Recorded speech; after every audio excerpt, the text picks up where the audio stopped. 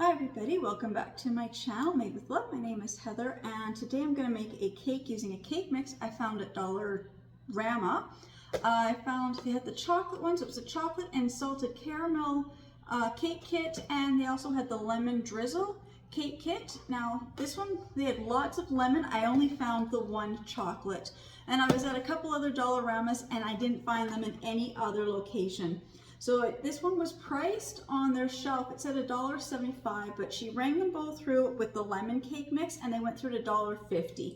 So I don't really know if it was $1.75 with something else on the shelf or if they were just clearing them out because they had so many.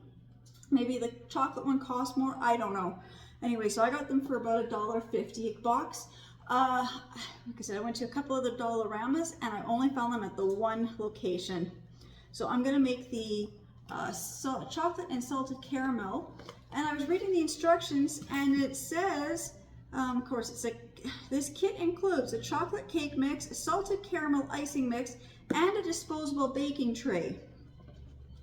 And I'm like, I've never seen that, so I had to open up the box and here we go. It comes with the baking tray. So you're not going to get a big cake out of this cake mix. I'm just going to show you how to make up this. Oops, I'm going to spill the milk. Just going to lower the camera so you can see how quick and easy it is. So you get to do origami and baking at the same time. So just have to fold up the sides, and then these middle ones, they just little corner ones, they fold it in. I just gotta get all these corner pieces to fold in. And then that's as far as I read on the instructions, so I gotta flip it over. How do these, so you get that. Okay, assemble, I did that. I'm just trying to figure this out.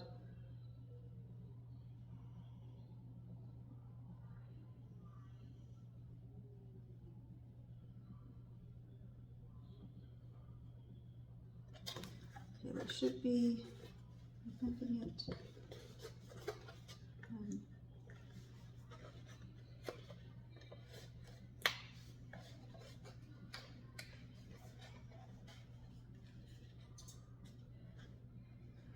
That doesn't quite look right.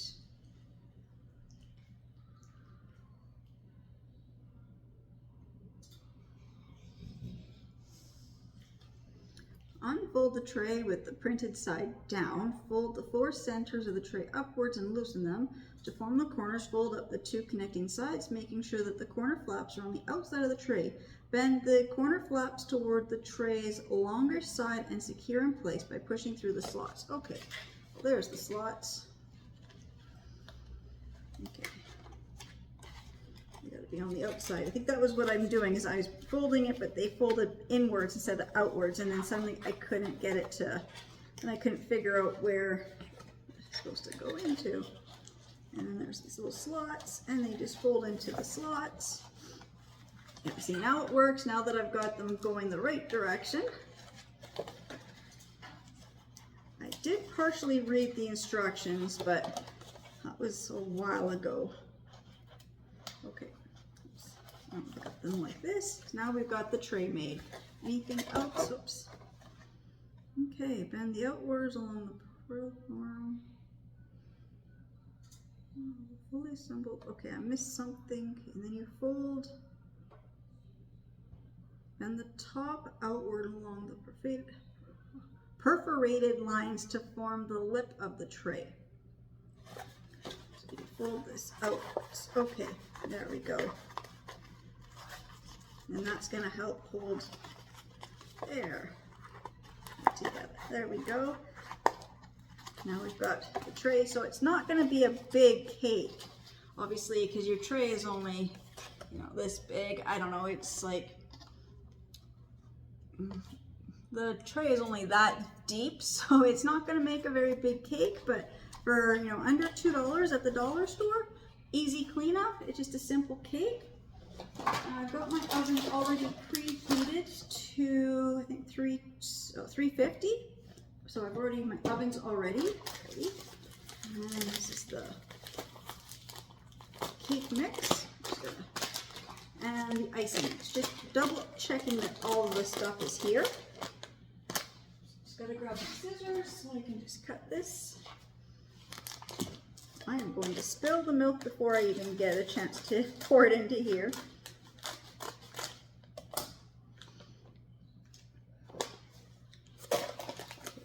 And then go like this.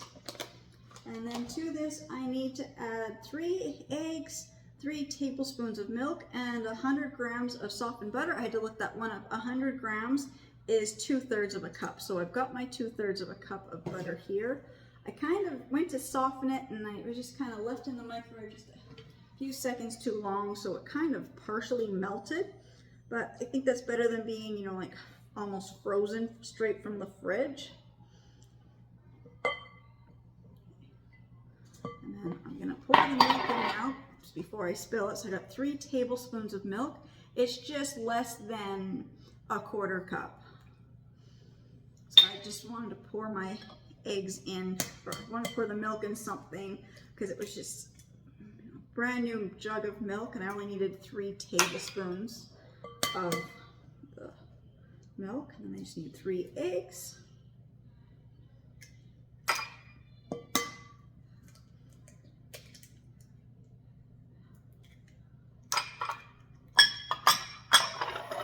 Just grab my whisk here and just mix this all together. Oops.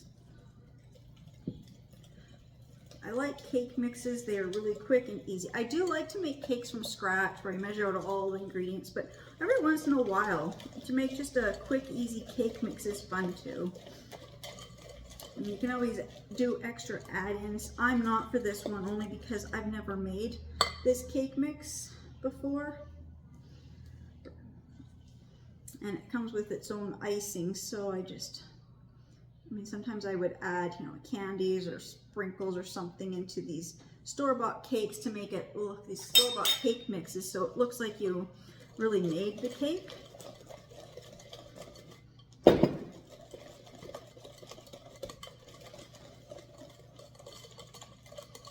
think it's mixed good.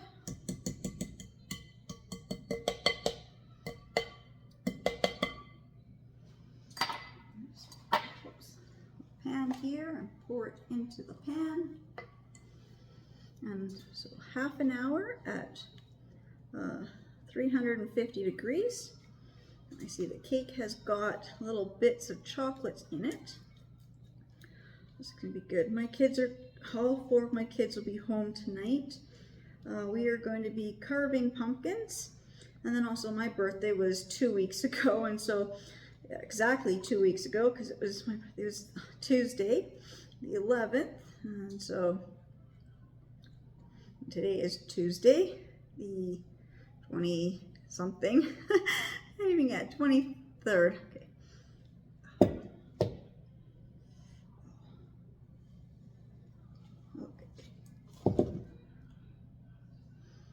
I'm just gonna spread this in the pan. Nice and even, and I'll put it in the oven. But no, just be nice. So I'll be doing a quick cake, and I'm gonna grab a pizza so the kids will have cake and pizza, and carve these giant pumpkins that me and my daughter got on Saturday. I'm just gonna put this in the oven for half an hour, so I'll be back when the cake is done.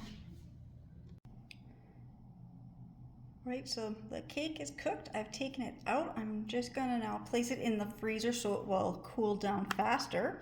It's already like almost cool to the touch. It's been out almost 10 minutes, but I really just want to get this cake iced and everything fast for tonight.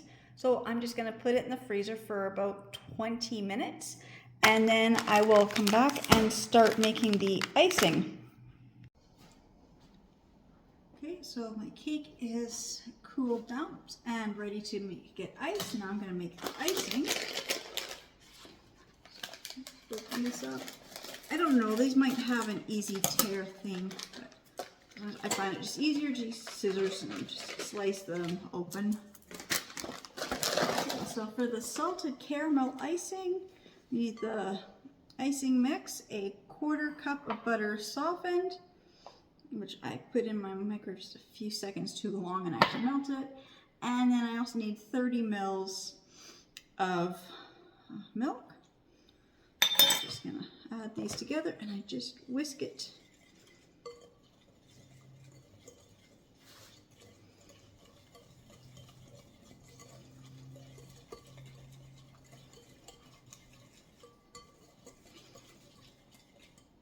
It's not really a lot of icing, but compared to, for the size of this little cake mix here that I've got, it makes a very small cake.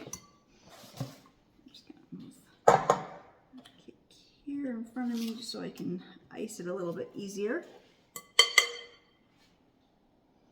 Just trying to get icing off of the whisk. There's not a lot of icing here, and I need to be able to use up every little bit of the icing. I'm gonna say it's not really much of an icing, it's more like a glaze. It's really thin and runny.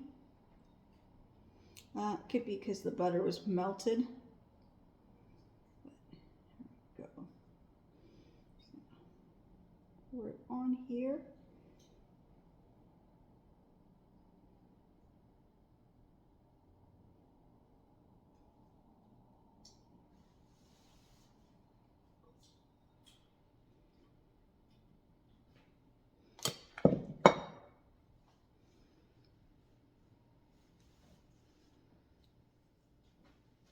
I guess with the icing being a little bit runny and it's in this little cake pan here, I'm not going to lose any icing. All the icing after it drips, it's going to drip down the sides of the cake. And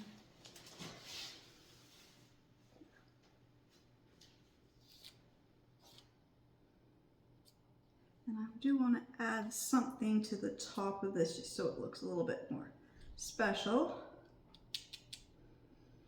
I do have some chocolate chips, and I was thinking I might add some chocolate chips to the top of this. Actually, I do have caramel chips or I guess butterscotch chips. So I will just see what I have, or I might just decide to grate some chocolate on top. I'm not quite sure. I'm just gonna ice this and just take a quick look in my pantry and just see what I have. I mean, I do just have sprinkles too, but I like something a little bit fancier. There we go. I've got the cake now iced.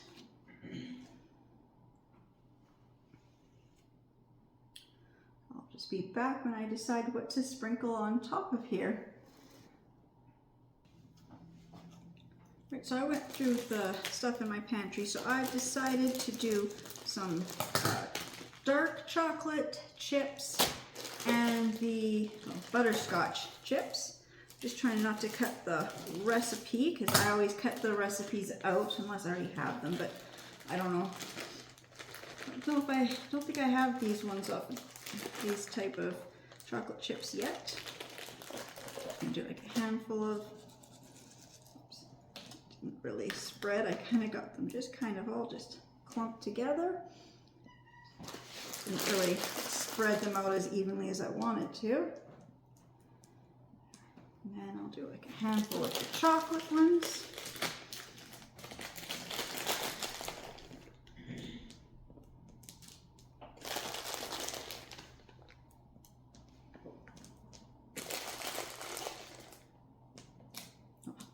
See, they just kind of like come out and just kind of like land in a big clump. I'm just doing it kind of fast like that.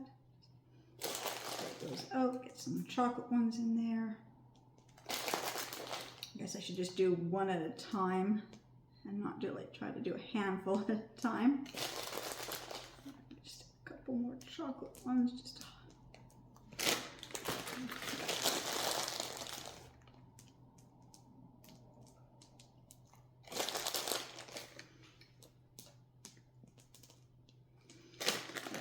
some more butterscotch, kind of in there a little bit better. There we go.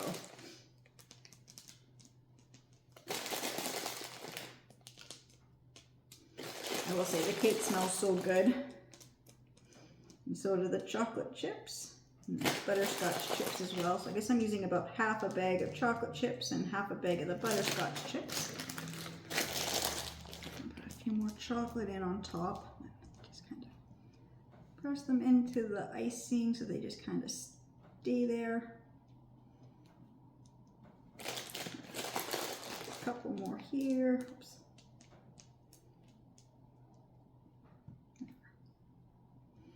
There we go. Got the cake made and iced. I'm just going to see if I can kind of angle it like that. So there's the top of the cake.